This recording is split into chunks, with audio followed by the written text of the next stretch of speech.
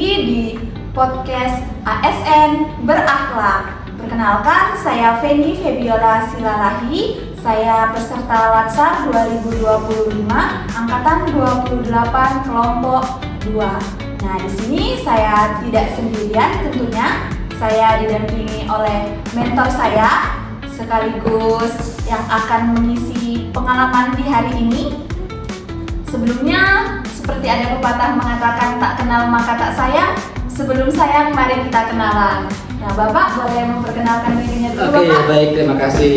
Saya panggilnya Ibu Feni atau adik Feni? Ya. Feni aja ya? Iya, Pak. Baik, terima kasih Feni. Pertama saya ingin memperkenalkan diri saya. Nama saya Pramono Hedi Lestari. Jabatan sehari-hari sebagai rescuer mahir atau Pranata Pencarian dan Pertolongan mahir. Itu saja. Ya, Bapak, sesuai topik kita pada hari ini tentang ASN Berakhlak. Nah, saya mau tanya ke Bapak untuk sebagai Bapak seorang ASN, apa sih makna ASN Berakhlak itu untuk Bapak sendiri secara pribadi? Oke, ASN berakhlak ya. Baik, sobat SAT, untuk ASN berakhlak itu menurut kami pribadi adalah aparatur sipil negara yang memiliki loyalitas terhadap bangsa dan negara, mengetahui persis tugas sebagai ASN itu seperti apa, kemudian bertanggung jawab terhadap tugas yang diberikan yang diberikan. Ya, Bapak, dari kita tahu ASN Berakhlak, dari berakhlak sendiri kan tentunya ada beberapa poin penting nih, Pak. Salah satunya itu berorientasi pada pelayanan. Nah, Bapak sebagai seorang rescuer dan di lingkup Basarnas, berorientasi pelayanan apa sih yang kita lakukan untuk ke masyarakat, Bapak? Oke, baik. ASN adalah aparatur sipil negara. Kami Basarnas memiliki tugas untuk orientasi pelayanan tadi adalah melaksanakan pelayanan kepada masyarakat di bidang jasa SAR atau jasa pencarian dan pertolongan, untuk memastikan keselamatan masyarakat untuk bertransportasi, entah di transportasi udara, air maupun di darat, dan aktivitas-aktivitas lain. Intinya adalah tugas kami memastikan bahwa masyarakat merasakan aman dan nyaman, dan Basarnas akan selalu ada untuk masyarakat ketika mengalami kedaruratan seperti itu. Iya, Bapak. Nah, selanjutnya ada juga kompeten nih, Bapak. Nah, Bapak, untuk Bapak sendiri sebagai seorang rescuer, bagaimana sih cara Bapak untuk tetap menjaga skill atau kompeten yang Bapak miliki untuk tetap prima dalam melayani tugas Bapak sebagai seorang rescuer? Oke, kompetensi ya. Iya. Baik, untuk kompetensi memang dalam melaksanakan operasi SAR itu ada tiga poin yang harus dimiliki. Yang pertama yaitu sarana SAR atau yang disebut dengan PAL-SAR, peralatan SAR. Kemudian skill atau kemampuan dari personil. Yang terakhir adalah kemampuan fisik. Nah, ketika salah satu diantaranya tidak terlengkapi, maka operasi SAR mustahil untuk berhasil dengan maksimal. Salah satunya adalah kompetensi. Kompetensi harus dimiliki oleh setiap rescuer tanpa terkecuali, dari mulai masuk sampai dengan pelaksanaan operasi SAR. Mereka harus memiliki kemampuan penyelamatan di bidang SAR. Untuk menjaga kompetensi, untuk kami di Basarnas, khususnya di Kantor SAR Merauke ini, kami membuat jadwal latihan pemeliharaan kompetensi yang kami susun setiap dari hari Senin sampai dengan hari Jumat. Ya, itu dari contohnya yang kami lakukan adalah hari Senin dan Rabu melakukan latihan-latihan terkait dengan teknik-teknik penyelamatan, entah teknik penyelamatan di air, teknik penyelamatan di ketinggian, maupun teknik di penanganan kecelakaan membutuhkan penanganan khusus, termasuk renang. Nah, bisa renang nggak? Ya, bisa. Kemudian untuk Selasa dan Kamis kami melaksanakan menjaga kompetensi kami di kemampuan fisik tadi saya sampaikan. Itu kami melakukan latihan fisik. Latihan fisik itu ya lari, push up, sit up, pull up, dan lain sebagainya. Intinya adalah menjaga kebugaran tubuh kami. Sewaktu-waktu dibutuhkan kami selalu siap seperti itu. Berarti menjaga kompeten kitanya kita harus sering untuk berlatih ya, Bapak? Terus berlatih. Ya. Lebih baik kita capek latihan daripada nanti kita celaka pada saat pelaksanaan operasi seperti itu. Nah, selanjutnya juga dalam misalnya Bapak melaksanakan operasi, intinya ada ketidaksepahaman nih, kadang-kadang kita temui, atau kalau kita dari Bapak itu kan kita belajar untuk harmonis di lingkungan pekerjaan.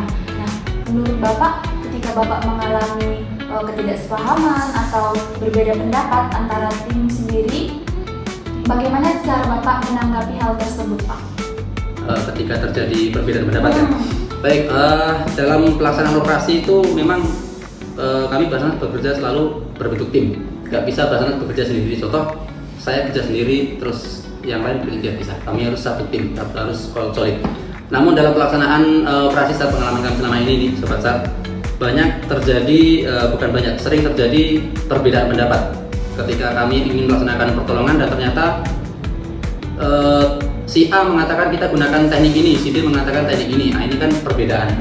Untuk menyatukan perbedaan itu sebenarnya tidak terlalu sulit tapi tidak mudah juga. Itu perlu dibina dari awal bahwa dalam tim itu dibutuhkan namanya saling menghormati, saling menghargai. Nah, itu masuk ke pembinaan keseharian kami dalam kedinasan. Kami selalu menerapkan untuk saling menghormati, saling menghargai. Yang senior menghargai juniornya, tidak semena-mena terhadap juniornya. Kemudian yang junior juga menghormati seniornya. Artinya ketika senior perintahkan, ya nggak usah banyak nanya, langsung jalan aja seperti itu. Kemudian yang tidak kalah penting adalah kami selalu menerapkan 3M, yaitu ketika pertama kali bertemu pastikan kami saling salam, kemudian senyum dan saling menyapa lah seperti itu. Jangan acuh tak acuh, itu akan membuat kita semakin harmonis dalam organisasi.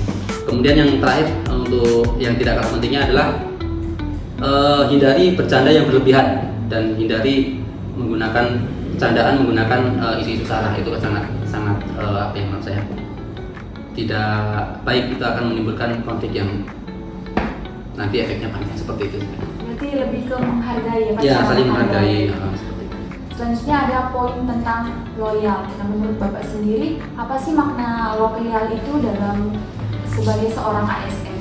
Loyalitas ya? Iya, loyalitas. Baik, Fen, untuk pengertian loyalitas menurut saya sebagai aparatur sipil negara ini adalah lebih mengetahui tugas dan tanggung jawab kita sebagai ASN atau aparatur sipil negara, yaitu kita harus patuh terhadap aturan, kemudian hindari pelanggaran, kemudian patuh juga terhadap pimpinan karena segala sesuatu yang kita lakukan akan berdampak kepada pimpinan. Semua yang bertanggung jawab adalah pimpinan. Apapun yang diperintahkan pimpinan kita harus laksanakan tanpa harus banyak alasan. Kemudian memastikan bahwa sebagai ASN kita ini adalah pelayan masyarakat, ya kan? Jadi kita juga digaji oleh masyarakat. Jadi ketika masyarakat membutuhkan kita harus selalu ada seperti itu. Nah, selanjutnya ada poin kolaboratif nih Pak. Seperti yang kita tahu untuk di Basarnas sendiri, poin kolaboratif ini menjadi poin yang sangat penting karena kan kita tidak bisa bekerja sendiri. Ya. Nah, apakah Bapak setuju dengan statement itu Bapak? Ya, sangat setuju. Selain memang sudah menjadi jargon ya, jargon Basarnas untuk kolaborasi itu, saya sangat setuju. Nggak hanya di Basarnas saja, sebenarnya kami ini harus berkolaborasi dengan instansi lain juga. Kenapa? Karena Basarnas itu sebenarnya tidak bisa bekerja sendiri. Kenapa? Karena jumlah kami ini sangat sedikit. Jadi ketika ada operasi besar, skalanya besar, anggota kami tidak bisa mengcover semua, tidak bisa melakukan operasi sendirian. Sehingga kita harus merangkul potensi-potensi yang ada. Itu yang pertama. Yang kedua, untuk di internal Basarnas kolaborasi itu sangat penting. Contoh rescuer tidak bisa bekerja sendiri tanpa bantuan dari teman-teman di staf umum, kemudian dari sumber daya. Kan kita nggak bisa kerja tanpa peralatan, tanpa dukungan logistik kan seperti itu kan. Jadi kolaborasi diperlukan untuk saling bekerja sama di dalam tim maupun di luar Basarnas. Jadi itu adalah sangat setuju sekali. Ya Bapak, nggak terasa nih untuk percakapan kita sudah sangat panjang di hari ini. Ya, kira-kira apa sih pesan yang ingin Bapak sampaikan untuk para generasi muda saat ini? Baik, sebagai penutup pesan dari saya sebagai senior atau abang-abang kalian semua ini, untuk adik-adik CASN, selamat datang di Basarnas, selamat bergabung di dunia search and rescue, di mana search and rescue ini banyak resiko.